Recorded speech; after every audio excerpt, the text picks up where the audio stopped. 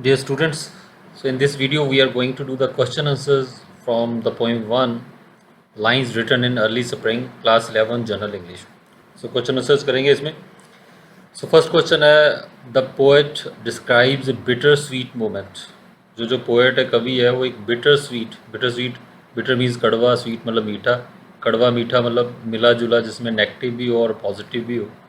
सो ऐसा मोमेंट, ऐसा क्षण डिस्क्राइब करते हैं, उसकी व्याख्या करते हैं, उसके बारे में बताते हैं. Why is the moment bitter sweet. और जिस मोमेंट की बात हो रही है, ऐसे क्षण की, वो बिटर स्वीट क्यों है, कड़वा मीठा क्यों है, नेगेटिव पॉजिटिव दोनों चीज़ें क्यों हैं उसमें.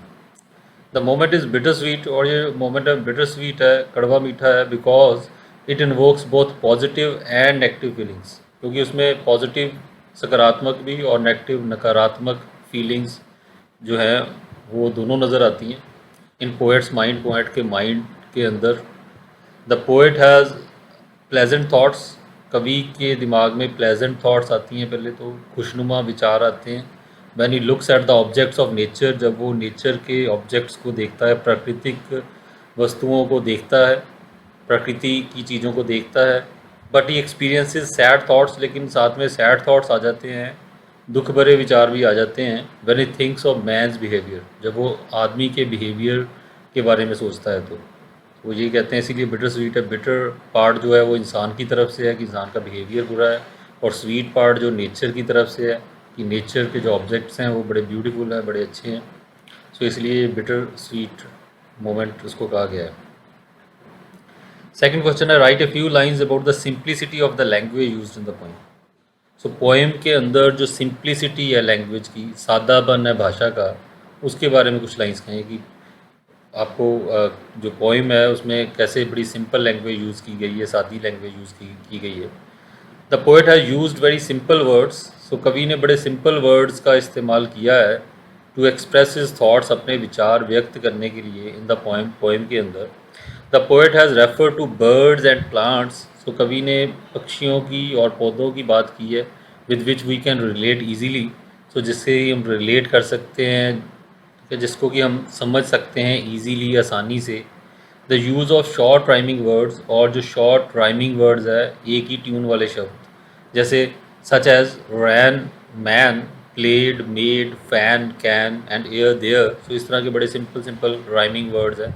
तो एक लाइन में एयर है तो उससे मिलता जुलता वर्ड देयर है, फैन है तो मिलता जुलता वर्ड आगे एक लाइन छोड़ के कैन है. इसी तरह मान लो थर्ड लाइन में प्लेड है, सेकंड लाइन में प्लेड है तो फोर्थ लाइन में मेड है. So these words add to the beauty and simplicity of the poem. So ये जो वर्ड है इसकी खूबसूरती भी बढ़ाते हैं और सिंप्लिसिटी भी बढ़ाते हैं, सादापन भी पोएम का बढ़ाते हैं. तो सिंपल वर्ड्स हैं, शॉर्ट वर्ड्स हैं, सिंपल लैंग्वेज है. ठीक है. थर्ड क्वेश्चन है, what abilities according to the poet does nature have. So poet के अनुसार, कवि के अनुसार, कौन सी एबिलिटीज़, कौन सी क्षमताएँ नेचर के पास हैं, प्रकृति के पास हैं. The nature has the ability. So nature के पास ये एबिलिटी है, क्षमता है, to nurture all living beings, कि वो नर्चर कर सके, सींच सके, पोषण दे सके सभी लिविंग बींग्स को, सभी जीवित प्राणियों को. It gives the humans, birds, animals and plants.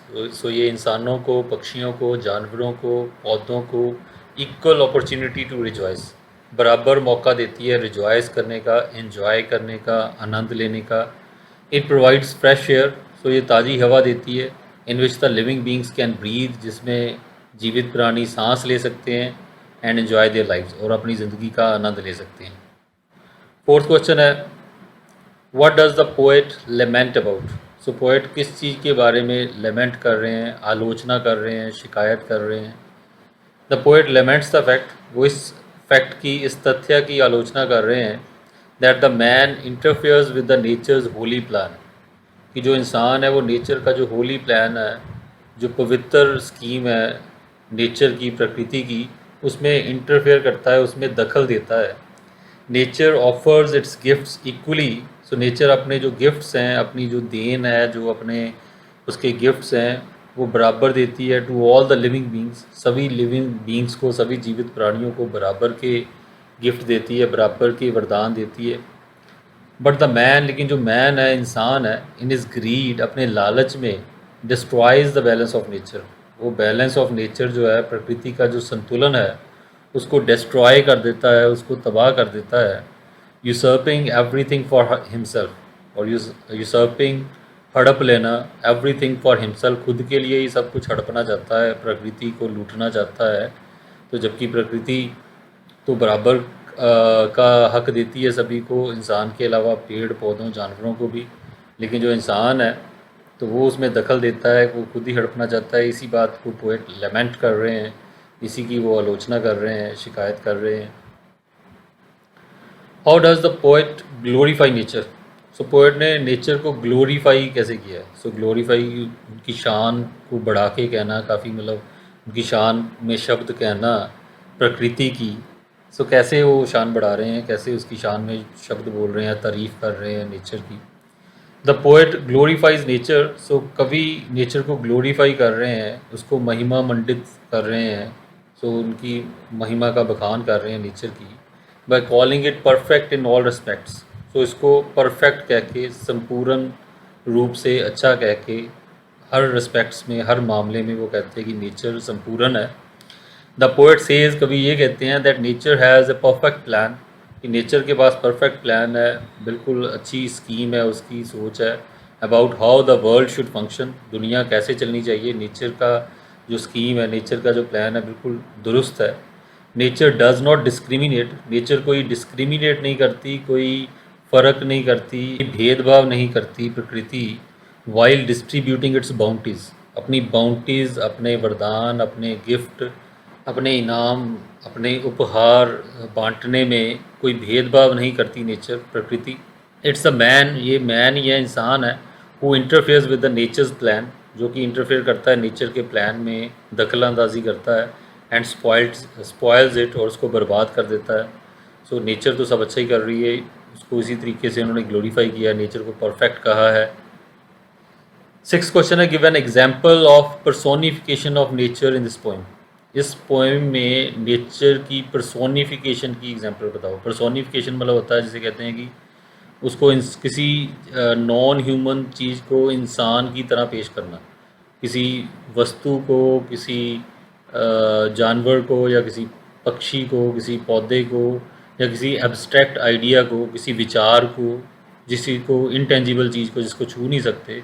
तो किसी भी नॉन ह्यूमन चीज़ को जो इंसान नहीं है, उसको इंसान की तरह पर्सन बना के, व्यक्तिवाद तरीके से व्यक्ति बना के पेश करना।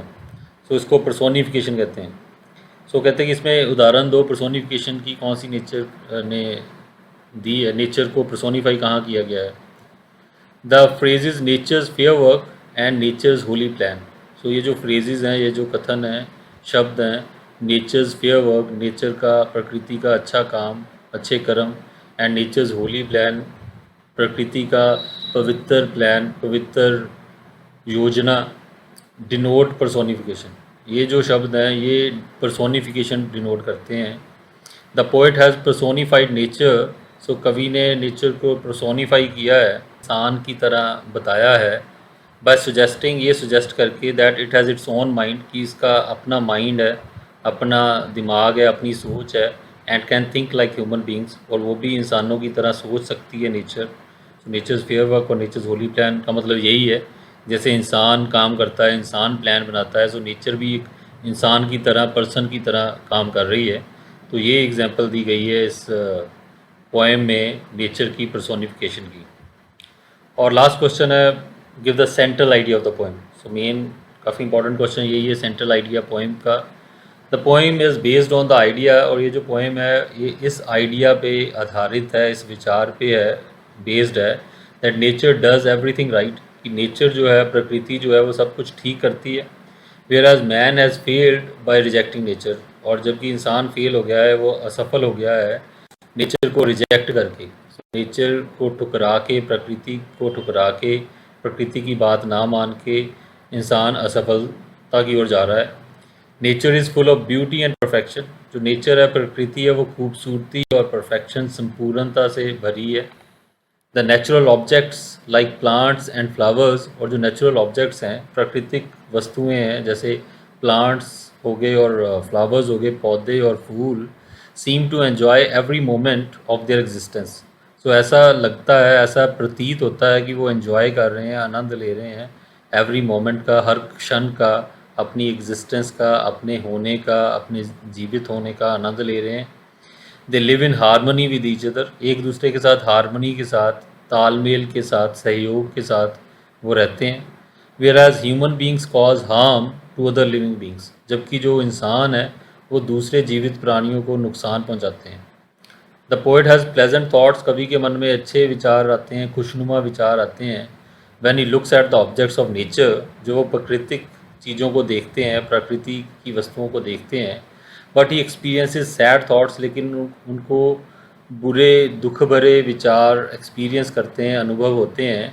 When he thinks of man's behaviour, जब वो इंसान के बिहेवियर के बारे में, उसके बर्ताव के बारे में देखते हैं, सोचते हैं कि इंसान कैसे अपने आसपास ख़राब कर रहा है नेचर को, प्रकृति को, दूसरे लिविंग बींग्स को, तो तब उनके मन में दुख भरे विचार आते हैं। ठीक है, so these were the questions. और उसमें बेसिक बात वही है, मेन जो सेंट्रल आइडिया में हमने बातें की हैं वही ऊपर वाले क्वेश्चंस में भी बातें की हैं। नेचर तो जो भी कर रही है सब अच्छा कर रही है, तो गलती जो हो रही है वो इंसान की ओर से हो रही है। यही पोइट का मानना है, यही पोइट इस पोएम का थीम है और सेंट्रल आइडिया है। So I hope all the questions are clear to you. Okay, thank you. We'll meet again in the next video. Goodbye for now.